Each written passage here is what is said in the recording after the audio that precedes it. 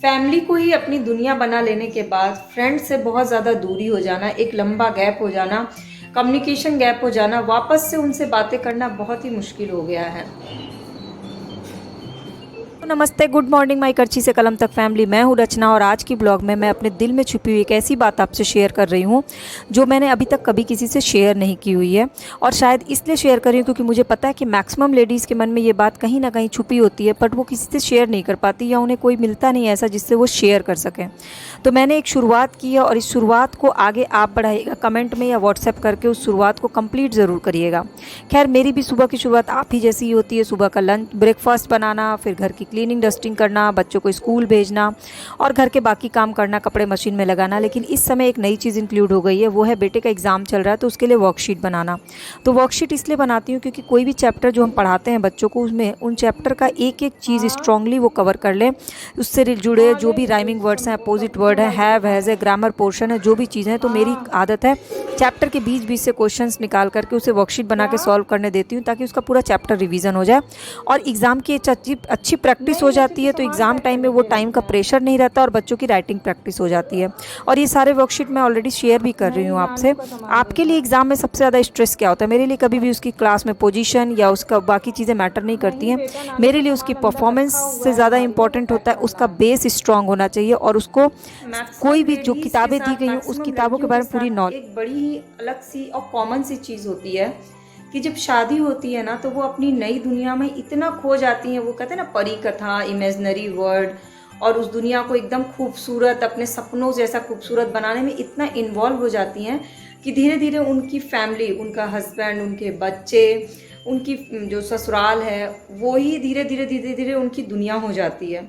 और इसका क्या होता है, ये अच्छी बात है कि फैमिली आपकी दुनिया है, लेकिन क्या होता है कि धीरे धीरे धीरे धीरे करके आप उन सारे पुराने लोगों से अपना टच ख़त्म करते जाते हैं जो एक समय में आपकी दुनिया का हिस्सा थे। मेरे साथ एग्जैक्टली यही हुआ कि 10 साल हो गए मेरी शादी को। मैं शादी से पहले जब मैं तैयारी करती थी, जब मैं पढ़ाई करती थी, उस दौरान मुझे कहा ही जाता था कि मेरा नाम बसंती है। कोई मुझे चैटर बॉक्स करता था, मैं लगातार बातें करती थी। मेरे आसपास हमेशा लोग होते थे बातें करने के लिए, चाहे वो हॉस्टल लाइफ हो चाहे घर हो। मतलब मेरा एक अच्छा खासा फ्रेंड सर्किल था और मैं काफ़ी सोशल हुआ करती थी। बट धीरे धीरे क्या हुआ ना, शादी के बाद मैंने अपनी ये शादीशुदा लाइफ को एकदम परी कथा जैसा बनाने के, परिवार को ही अपनी पूरी लाइफ बना ली।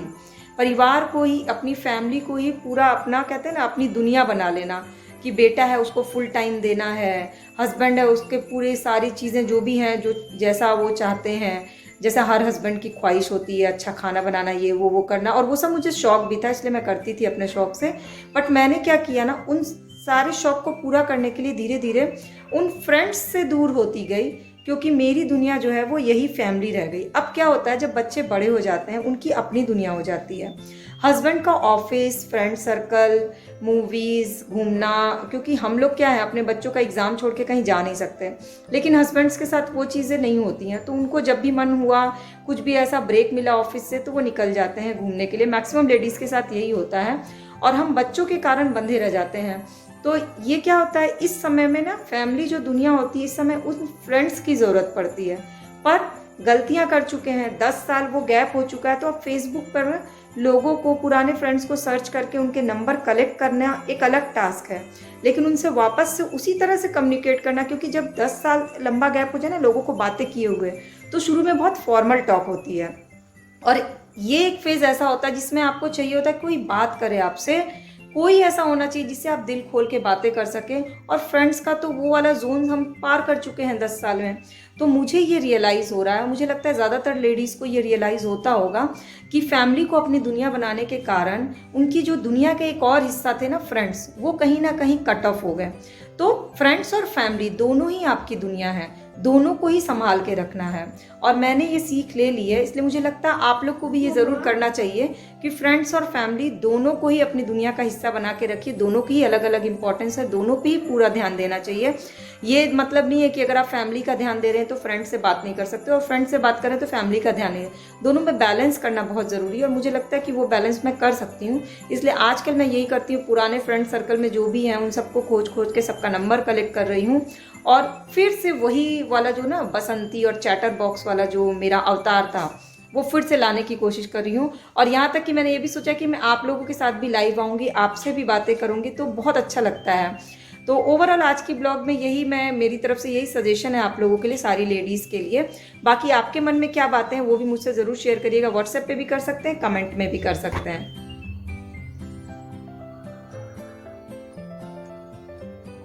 तो सुबह में वर्कशीट बनाने और घर के बाकी सारे काम करने के बाद आज बुधवार था, तो मैंने सोचा कि अपने आईब्रोज जो एक्स्ट्रा ग्रोथ हो जाते हैं ना, वो मैं प्लकर से ही निकाल लेती हूँ। क्योंकि क्या होता है कि सिर्फ एक आईब्रो बनवाने के लिए पार्लर जाना एक बड़ा टास्क सा लगता है, तो इसलिए मैं बहुत अवॉइड करती हूँ पार्लर जाने को। तो प्लकर से ही जो भी एक्स्ट्रा ग्रोथ होते हैं वो निकाल लेती हूँ, और ऊपर का जो पोर्शन होता है वो कैंची से आईब्रो का ऊपर का पोर्शन काट लेती हूँ। ये मुझे ज़्यादा आसान लगता है एक्चुअली। और वैसे तो कहते हैं ना, सेल्फ़ केयर में स्किन केयर और ये सब चीज़ें तो चलती ही रहती हैं। इन दोनों थोड़ा अभी नहीं कर पा रही हूँ इतनी सारी चीज़ें, क्योंकि कहते हैं ना, बच्चों का एग्ज़ाम होता है तो उससे ज़्यादा तो मदर का एग्ज़ाम हो जाता है। तो मुझे मतलब मेरा तो टाइम टेबल मेरे बेटे के एग्ज़ाम का आता है, तो वो बोलता ही है कि मम्मा तुम्हारे एग्ज़ाम का टाइम टेबल आ गया। एक तो उसके एग्ज़ाम की प्रिपरेशन, और वो इतना इधर से चॉकलेट और मीठा खा रहा था ना कि उसको फोड़ा हो गया पैर में। तो अभी तो उसकी नर्स भी बनी हुई मैं, तो मैं क्या करती हूँ, उसमें एलोवेरा, ओरिजिनल एलोवेरा जो जेल होता है वो निकाल के रुई में लगा देती हूँ और उसको पेपर टेप से चिपका देती हूँ। तो इससे क्या होता है, उसका पस पूरा निकल गया और वो सूख गया है। बट सेफ्टी मेजरमेंट से मैंने उस पर चिपका दिया ताकि उसको यहाँ पे कहीं चोट ना लगे। और ये हम मम्मियाँ जो होती है ना, ये हमारे पास ऑटोमेटिक ही हमारे पास फर्स्ट एड होता है। बच्चों का पहला इलाज हम खुद ही करते हैं। तो एग्ज़ाम टाइम में थोड़ा ज़्यादा हो जाता है ना, मतलब मेरा मानना है कि जो दूल्हा दुल्हन है, जिनकी शादी होने वाली है, जिनको एग्ज़ाम देना, उनको बहुत अपना ध्यान रखना चाहिए, क्योंकि एग्ज़ाम की डेट या शादी की डेट आगे नहीं बढ़ सकती है। इसलिए सभी को एग्ज़ाम टाइम में अपना बहुत ध्यान रखना चाहिए। और अभी तो फाइनल एग्ज़ाम चल रहे हैं, तो आप छोड़ भी नहीं सकते हैं। इसके बाद दिन का खाना बनाना था, तो दिन में आज बनाया राजमा, क्योंकि राजमा जो होता है वो प्रोटीन से भरा होता है। और मेरी आदत है, जब भी राजमा उबालती हूँ तो थोड़ा सा बॉयल्ड राजमा अलग निकाल लेती हूँ और उसका सैलेड बना लेती हूँ। उसमें खीरा, प्याज, टमाटर, नींबू, चाट मसाला डाल करके उसमें उसका सैलेड की तरह इस्तेमाल करती हूँ। बेस्ट प्रोटीन सैलेड होता है। इसकी रेसिपी मैंने ऑलरेडी आपसे शेयर की हुई है। और राजमा के साथ हमारे यहाँ सभी को पसंद है आलू की कुरकुरी भुजिया, जो करी पत्ते और मेथी के तड़के से बनती है। तो एक तरफ आलू की भुजिया छौंक दी और दूसरी तरफ राजमा। तो राजमा बनाने का सबसे बेस्ट तरीका क्या होता है, प्याज, लहसुन, अदरक, टमाटर का बढ़िया सा पेस्ट बना लीजिए और राजमा को पहले ही नमक और खाने वाला सोडा डाल करके बॉईल कर लीजिए। फिर तेल डालिए, तेल में जीरा और हींग का तड़का डालिए। हींग इसलिए क्योंकि इससे राजमे का स्वाद बढ़ता है और साथ ही साथ इसका को डाइजेशन बहुत ईजिली हो जाता है। और उसके बाद उसमें प्याज, लहसुन, अदरक का टमाटर का पेस्ट डाल दीजिए। मसाले इसमें ज़्यादा नहीं पड़ते हैं, सिर्फ हल्दी और साथ ही साथ जीरा पाउडर, नमक और कश्मीरी लाल मिर्च पाउडर। मैं इसमें गरम मसाला ये सारी चीज़ें नहीं डालती हूँ। और ये प्याज, लहसुन, अदरक, टमाटर के साथ ही बहुत अच्छा बनता है। और थोड़ा सा कस्तूरी मेथी डाल दें और मसालों को खूब भूनना है जब तक कि तेल जो है ऊपर ना आ जाए। वैसे मैंने पंजाबी राजमा की रेसिपी और नॉर्मल जैसे राजमा की सब्ज़ी बनती है, इसकी रेसिपी चैनल के वेज रेसिपी वाले प्लेलिस्ट में शेयर की हुई है। आप चाहें तो उसको देख सकते हैं। अगर नहीं मिलेगी तो मुझे कमेंट करके बताइएगा, मैं उसकी लिंक आपसे शेयर कर दूँगी। क्रीमी राजमा की भी रेसिपी शेयर की हुई है, राजमा के कबाब की रेसिपी शेयर की हुई है, राजमा के सलाद की रेसिपी शेयर की हुई है और राजमा पुलाव की रेसिपी शेयर की हुई है। तो वही कहते हैं ना, इंग्रेडिएंट वही होता है सभी के घर में, लेकिन हम उसे रोज़ अलग अलग तरह से, अलग अलग तरीके से बना करके घर वालों को भी खुश कर सकते हैं और ख़ुद का भी कॉन्फिडेंस बढ़ा सकते हैं कि हमने एक इंग्रेडिएंट से कितने सारे इस्तेमाल किए। और हेल्थ बेनिफिट्स भी सबके पता होने चाहिए, जो कि मैं आपसे हर बार कहती हूँ। राजमा जो होता है वो प्रोटीन से भरपूर होता है और सप्ताह में एक बार तो ज़रूर राजमा खाना चाहिए। वैसे सबसे ज़्यादा प्रोटीन जो है वो सोयाबीन में होता है, लेकिन सेकंड नंबर पे हमारा राजमा आता है। इसीलिए राजमा को किसी भी फॉर्म में, चाहे सैलड के फॉर्म में खाइए, जैसे भी खाइए, बस करना क्या है कि राजमा को जो बॉयल करते हैं, जो पानी होता है उसको फेंकना नहीं, उसका इस्तेमाल करके ही खाना है, तभी वो फ़ायदा करेगा। और इसके बाद मुझे सामान पैक करना था। मेरे चाचा हैं, उनका सामान यहाँ रखा हुआ था, जाड़े का कपड़ा, तो उसको मुझे भेजना है गत्ते में। तो मैंने सोचा अच्छा मौका है अपने हाथ के बने अचार भेजने का। तो मैंने अलग अलग डब्बों में सारे अचार पैक कर दिए। आम का अचार, मिर्ची का अचार, अमड़ा का अचार, इसके अलावा करौंदे का अचार है, कटहल का अचार है, मिक्स अचार है। जितने भी तरह के मेरे पास थे, मैंने जो बनाए थे इस सीज़न में, वो सारे उनके लिए एक एक डब्बे में पैक कर दिए। मीठा अचार भी पैक कर दिया। फिर जब पैक करी थी तो ध्यान आया कि कहीं अचार का तेल चू ना जाए और कपड़े ख़राब ना हो जाए। ये सब चीज़ें बहुत ध्यान रखनी पड़ती है। तो मैंने उसको पेपर में लपेटा और फिर इसको एक पॉलीथीन में भी रैप कर दिया, इन केस अगर तेल चूता है तो कपड़े ना ख़राब हों। और फिर सारे कपड़े डाल दिए और फिर गत्ते को पैक कर दिया। पर बताऊँ, इस समय पैकिंग के समय भी मेरे दिमाग में ना बस अभी इंग्लिश का पेपर है, उसकी वर्कशीट ही चल रही थी। मतलब ऐसी कंडीशन हो जाती है ना, जब घर पे बच्चों का एग्ज़ाम हो तो मम्मी लोग के एग्ज़ाम वाली हालत हो जाती है।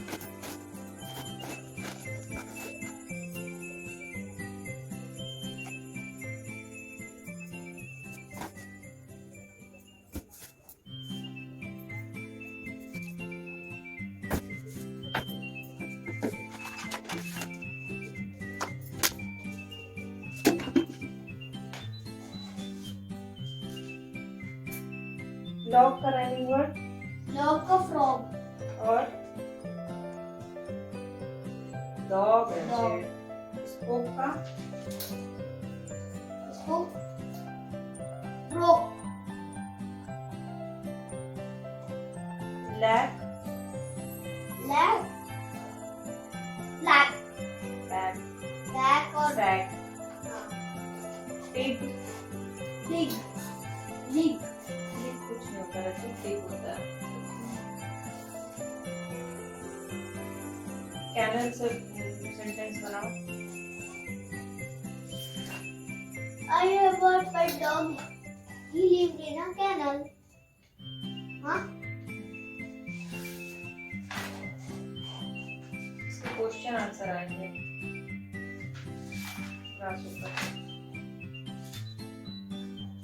Who did? कॉपी का ब्लैंक। Question answer लिखने हैं। हाँ, तीनों आंसर लिखना है। एक भी गलती नहीं होनी।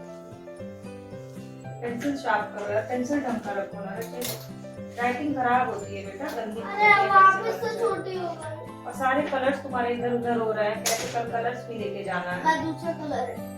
तो रखना पड़ेगा, कलर्स भी लेके जाना है, और ड्राइंग भी आएगी। मैं एक बार दिखा दूं। अभी पहले ये लिख लो, पहले मैं कोई नई पेंसिल भी ले लेता हूँ। वो तो हम दे देंगे, अभी पहले मैं तो खुद से ले लूंगा क्वेश्चन आंसर और तुम्हें कलर दिखा के ही ले जाऊंगा। लिखो ना यहाँ से। क्वेश्चन मैं नहीं लिखूंगा। वेक का, हाँ ठीक है, आंसर लिखो। वेक का पास्ट टेंस होता है वो। अरे कलर जो गलत की वो एक बार रिवीजन कर लो बस। वेक का वो, और कॉम का राइमिंग वर्ड DOMB कॉम, और TOMB टॉम। एयर का mayor and care, CARE care. Time का लाइन और स्लाइम। सच का मच और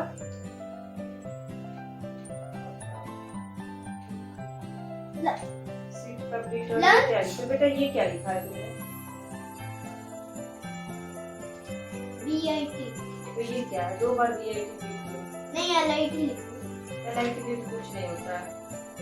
क्लाउड का लाउड, और लाउड, रो का रो और रो, फॉलो फॉलो, सारा हम पता है इसी कॉपी से दिए हैं, तो दिखाओ। इसीलिए हम बोले ये कॉपी में जिसने नोट्स बनाए इसको अच्छे से रिवीजन करो। ये देखो। देखो यहाँ से खून को लगा था। नहीं, ये देखो, कॉम, केयर, टाइम, सच। सच का देखो 2 लिखा हुआ है ना।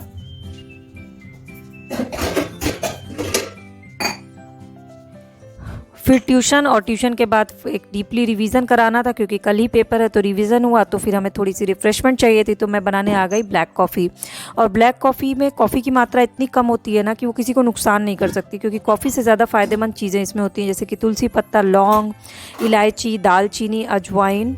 तो इन सारी चीज़ों को पहले पानी में डाल करके खूब बॉयल कर लेती हूँ। तुलसी पत्ता, थोड़ा सा अजवाइन, 3-4 लौंग, थोड़ी सी काली मिर्च और 1 टुकड़ा दालचीनी का, और उसको खूब बॉयल होने के लिए छोड़ दिया। जब खूब बॉयल हो जाता है, इसको हर्बल कॉफ़ी बोलते हैं। ये मैंने केरला में पी थी और मुझे बहुत पसंद आई थी, इसके बहुत सारे फ़ायदे हैं, इसलिए मैंने आपसे इसकी शॉर्ट्स में भी रेसिपी शेयर की और लॉन्ग वीडियो में भी इसकी हर्बल कॉफ़ी की रेसिपी शेयर की हुई है। इवनिंग के टाइम में ये बेस्ट होता है और इससे इम्यूनिटी बूस्ट होती है और आपका शरीर जो है ना वो स्ट्रॉन्ग होता है, क्योंकि इसमें इतनी सारी चीज़ें डली होती हैं। फिर चीनी डाला और लास्ट में सिर्फ 2 चुटकी कॉफ़ी डाल के 1 बॉयल लगा के बंद कर दिया और छान के गर्मा गर्म पीजिए। आपके घर में गेस्ट भी आए ना तो इसको सर्व करिएगा, उनको बहुत पसंद आएगा। मेरे घर में जो भी आते हैं मैं देती हूँ, उन सबको बहुत पसंद आता है। खैर, आज की ब्लॉग में इतना ही। आपको आज की ब्लॉग की सबसे अच्छी चीज़ क्या लगी ज़रूर बताइएगा, और अपने दिल की जो भी बात होगी ना वो मुझसे ज़रूर शेयर करिएगा। तब तक के लिए हम लोग कल फिर मिलेंगे। तब